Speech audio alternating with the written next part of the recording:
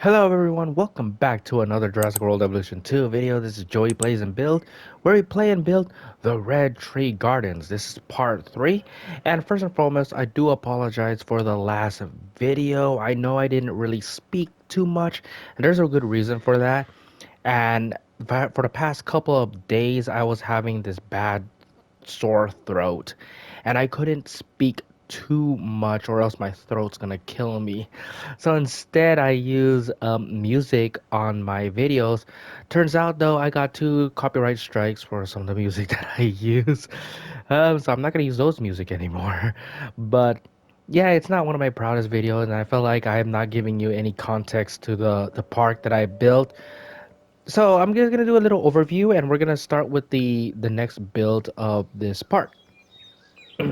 So this one right here used to be the Gallimimus exhibit, but I didn't really like how the Gallimimus exhibit was formed. So I built like an indoor um, restaurant, you could say, with the dinosaurs, right, just popping out and over. You see this a lot in zoos, like a food court, but around the food court is some sort of a aquarium or like a reptile house. You know what I mean? That's what kind of like a base over here is like a little food court, and you'll see small little creatures in the food court. So when you're eating, you can see the dinosaurs chilling and all that good stuff. Oh, excuse me. So my throat's still kind of messed up, but I try to keep it short and sweet. But yeah, this is the reptile, the dinosaur house. I have 4 species here. The Troodont. We have the Morse interpretus. So let's scan in here a little bit. So that's the Morse interpretus habitat, by the way, and this is the Troodont habitat. And this is the Oviraptor's habitat. You notice the theme is a little bit different. I try to switch up some of the habitats and make their habitats much different and unique. So this is the Sinosauropteryx. Very small creatures. Hopefully you guys have seen a couple of them. Now this is one of my proudest builds. I really like this. I got this out of Rob Earth book.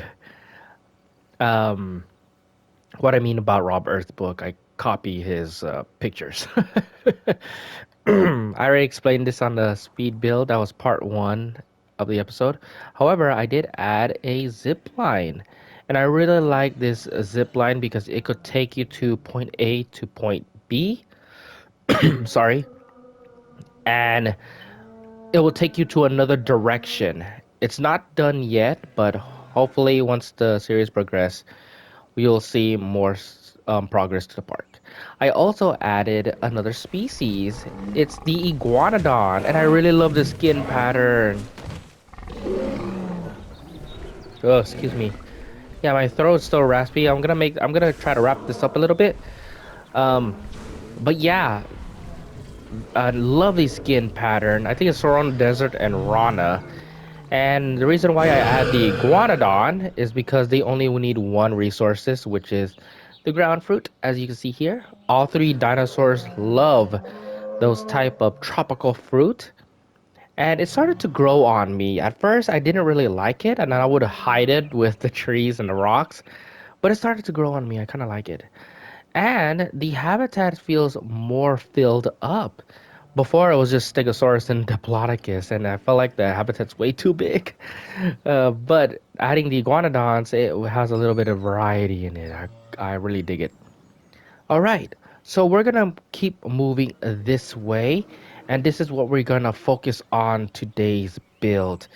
It's the aviary, and I'm gonna add 2 species so far in the aviary. It's a flying reptile, Barbaridactylus, which is a flying reptile I hardly use, so it's gonna be fun, and a Suchomimus because I want to make some sort of swamp, uh, a swamp theme going on, but I really like a skin pattern of the Suchomimus. It's like this red, orange, and brown, and that's the theme of the whole park. So all the dinosaurs is gonna have some sort of red, orange, brownish, and one of these bright colors for the skin pattern just to fit the Pennsylvania environment.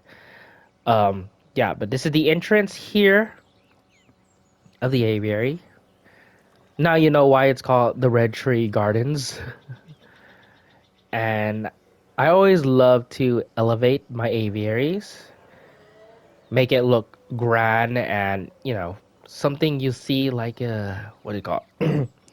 And in Disney World, right? The Disney Castle, it's like the big center in the park. Like you see it all the way in the distance. You know what I mean? I want that to feel like in this aviary, that humongous structure that you can see far in the distance. That's basically what this is. Anyways, I'm blabbering around. Let's go ahead with the aviary build. Since this is a huge aviary, I think it's fitting to have a gyrosphere ride as its attraction. We're also going to have a viewing gallery right in the middle of the aviary. We're gonna have 3 species of animals here, 2 flying reptiles, which is the Barbaridactylus. Again, excited to use the Barbaridactylus. I don't think I'll use it once. And there's a skin pattern that I really love, so it's gonna be a treat. The Tupan, is it the Tupandactylus or the Tapejara? Which one was it? I think it's the Tapejara is the other one.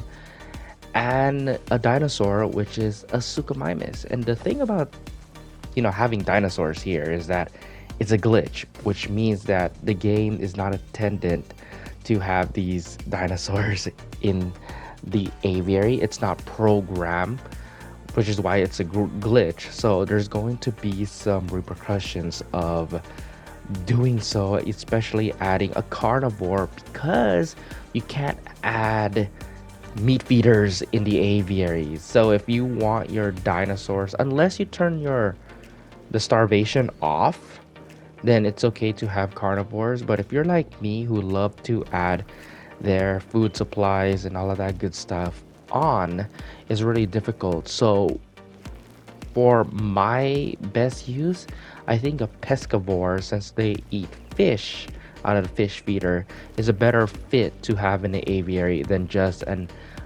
carnivore. Okay, so I made 3 types of environments in this aviary. One is a dry, arid theme. The other one is a semi-dry, arid theme with a little bit of foliage and some lush forest. And the third one, which I'm building right now, is some sort of swamp light / jungle type of a vibe that we're going for. And this is where the Suchomimus is going to chill out. So this is basically their whole watering source. Now, of course, I don't want all of the animals to stay in one area, so I made bits and pieces of ponds here and there, so that way they could spread out just a little bit. So I use multiple types of rocks here. The first rocks that I'm using are basically one of my favorite rocks in this game is the tropical rock number 4, just because it has a flat surface.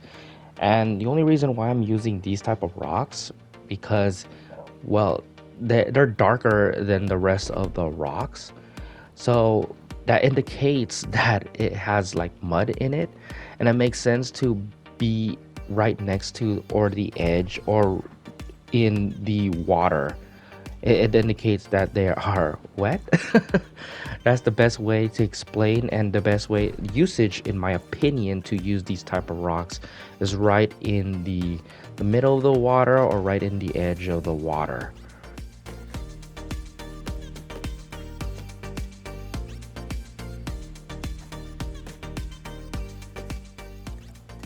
Okay, so I think I'm using 3 types of the nature paint. Obviously, the ginkgo trees, they're growing on me. They're becoming one of my favorite.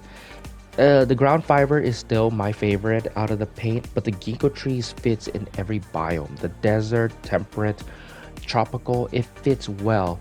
The ground fiber, I always use it a lot, especially right in the edge of the water. I mean, Obviously, it makes your park even much prettier, especially in a temperate biome such as the Pennsylvania map I'm using. Ground fiber just makes your parks or your habitats just much beautiful to look at. So I suggest adding ground fiber into your habitats.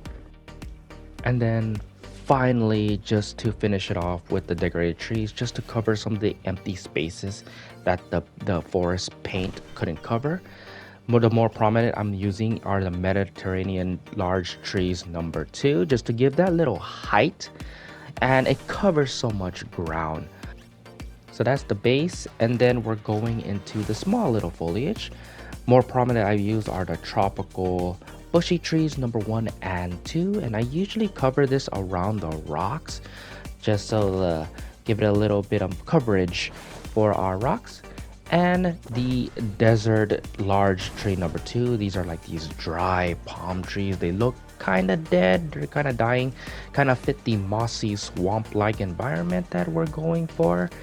And yeah, I feel like that is what we have for the Suchomimus area. Okay, so this is a little detail that might sound ridiculous, but it happened to me in the past. Usually whenever I add a tour ride or a gyrosphere ride, it's usually the carnivores. They will interrupt or make some sort of traffic or, some sort of a disaster. And the only way to avoid it by using some natural type of foliage, because of course I could use the planters, right? The planters can be in the aviary, but it doesn't feel natural. uh, I'm using the temperate rocks just so it could barricade the Suchomimus and the tor, the gyrosphere, so that way we'll not have any collision, that will have any connections. So there's a little barricade with it. And I really like these temperate rocks number 5 just because it's very long and it's very flat. So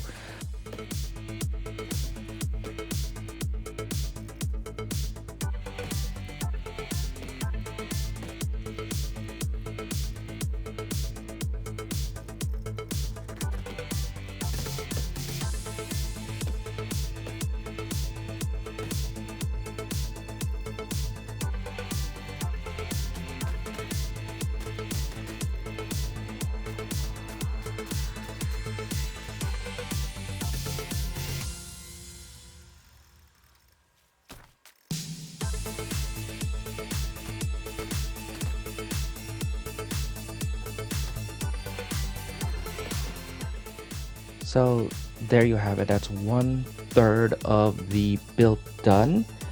A very tropical, lush swamp type of biome for our Suchomimus. And then let's head on into the arid theme. So the arid theme, the reason why I want to make a desert type of theme is because the Barbaridactylus, I know that they prefer sand. They love sand. So I think it's fitting to build some sort of a desert theme. There's 3 different types of rocks I'm using. The Mediterranean rocks number 4 is my favorite out of the Mediterranean. Obviously, I use more rocks in this little section, like number 5, and then number 3 and number 2. Usually I use the big rocks all the way in the back and the smaller rocks right into the center. And I put the Mediterranean all the way back from the aviary because of their texture. They are more dry. It looks like they haven't had any water splash into them. So I think it makes sense for these type of rocks to be far away from the water source because of their dry, white texture. The next one are the desert rocks, and since they have more of a color of their texture, I put them right in the center of the habitat. Indicates that they're not really that dry like the Mediterranean, but they're not really that wet. You know what I mean? So just putting them right in the center of the habitat. And basically I noticed that all the rocks shapes are the same. That's not a bad thing per se, but I would love to have different type of variety of rocks, some different type of shapes.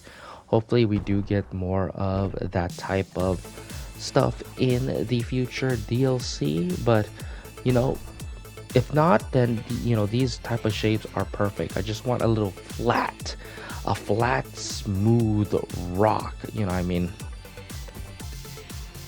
And then right at the edge of the water and into the temperate forest is I use two types of rock: the Taiga rocks, which I'm using right now, or the temperate rocks. Since they're both are pretty much temperate rocks, by the way.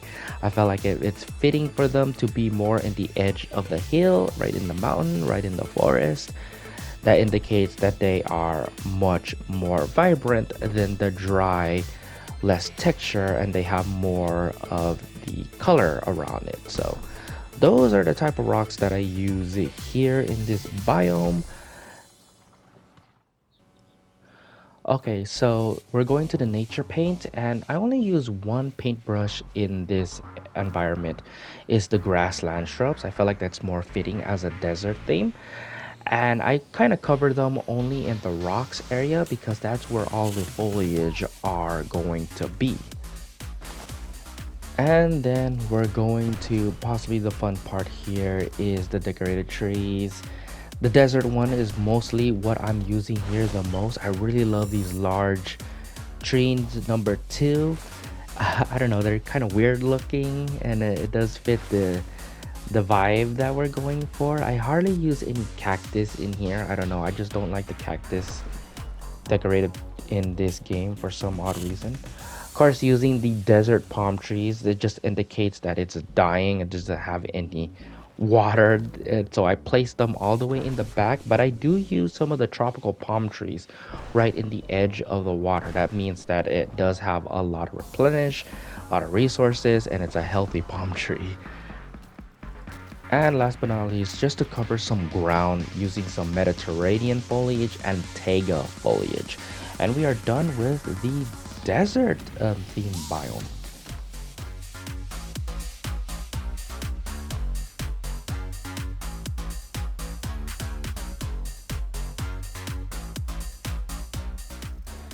And to speed it all up, just rinse and repeat the same foliage and rock words that we use for the swamp and the desert. For this one is a combination of both, using the desert type of thing, but also using some of the foliage such as the ginkgo trees. So again, it's kind of like an arid, but yet a little bit of lush. So yeah, those are the three biomes that we have in the game, and we could go in game and we could showcase our creatures, our flying reptiles and dinosaurs, and yeah, can't wait.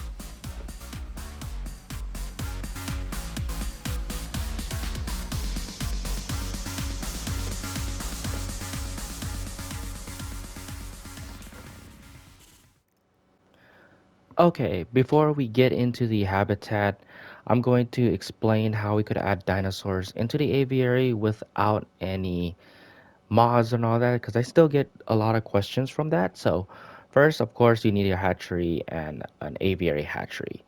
So for the aviary, you go into your filter, which is the triangle if we're playing in a console or PlayStation 5, and set it to new. So let's set it to new. So all of the flying reptiles are gone. They're vanished. There's no results found. Okay. Then you go into your hatchery, your dinosaur hatchery, and you could just choose whatever dinosaur you wish. For us, we're going with the Suchomimus. So let's just cook this Suchomimus for a bit.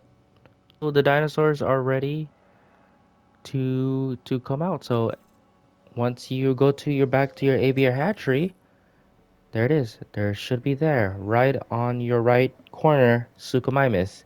And you could just modify it here.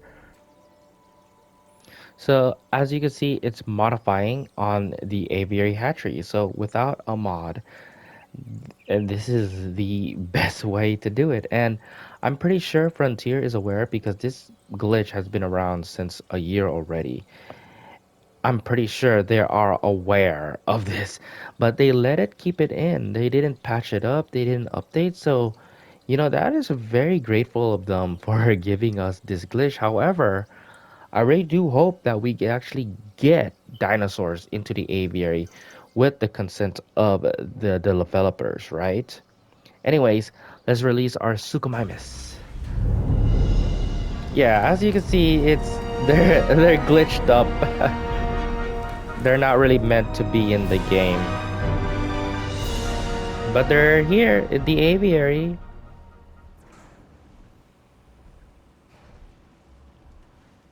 So there it is. Those are our Suchomimus, and it's lonely. Oh, they need four of these guys. Okay, so there it is. All right, so let's go ahead and enter into the aviary. Oh, and first and foremost, this is the build. I built like a comb aviary. I really like it. You could. This is one thing I love about the aviary is that you could build with any type of shapes that you want. Same with the lagoons too. So this is the entrance. Let's go up and let's go see our creature. So this is the desert theme here, and yay, we have some. I keep calling them two pandactylus, but they're not. These are tapajaras or tapaharas, whatever you guys want to pronounce them. And their skin pattern is mangrove forest and rana. Over here we have the Barbaridactylus. I have two skin patterns. I forgot which one is this one. Let's go ahead and check it out. So which one are you? So you are the Gambia River and the Paparana. I would say the Barbaridactylus has one of the best skin patterns in the game. There's so much to choose from. And are you the same one? Okay, you're the same one. Where's the other one? And I like how they're spread around too, which is good. And this is the mangrove forest and Rana, but hopefully we get a good lighting. So this was like a little turquoise blue. Is there another one? Here's one. They're all sleeping. So look at that texture. Look at that color. I really love it. So I like how they're all spread apart, which is nice. But here's our crocodilians. So these are our Suchomimus. I have two skin pattern. I really like this one. This is my favorite, possibly top 10 favorite skin patterns in the game, which is the Gambia River Basin and the Paleolax. I believe that's how you pronounce it. But yeah, look at that. I really love it. And this is like one of my second favorite from the Suchomimus skin pattern, the Amazon rainforest and Rana. So since there's three of them with the same skin pattern, little turquoise greenish. So let's say this one right here is the male. Oh, it is the male. Affected a whole territory if alpha. So it's not the alpha. Who's the alpha here? So you are the alpha queen. Okay, so let's go check out the environment really quick. So again, this is like a little desert. Transition into a lush forest. And then it transition into a semi-arid slash forest. And then we have the gyrosphere will go around. So hopefully the Suchomimus will stay on their side here. The rocks are there to barricade, so they cannot move to the desert area, but they could move here into this little pond. And hopefully the gyrosphere is safe. By the way, there's no humans driving, but oh, I love that. So yeah, there you go. The Suchomimus really fits here perfectly. And the Barbaridactylus and the two Pandactylus, they look like they don't mind the Suchomimus here in this aviary. So there you go, guys. This is what you guys think of this aviary build. And what you guys think of my garden. So future plans, let's see what we have here so far. So I want something here. I don't know what yet. I don't know what kind of creatures that we're gonna have. But this is what I'm um planning on. So the future, we're going to step through here and we'll decide what type of creatures that head into this tunnel. So hopefully you guys would join with me. Stay tuned. Yeah, so that is what we have here so far. And tune in for part 4 as we will continue with the Red Tree Guardians. Thank you guys for watching. Like, subscribe, all of that good stuff. And I'll see you guys in the next build.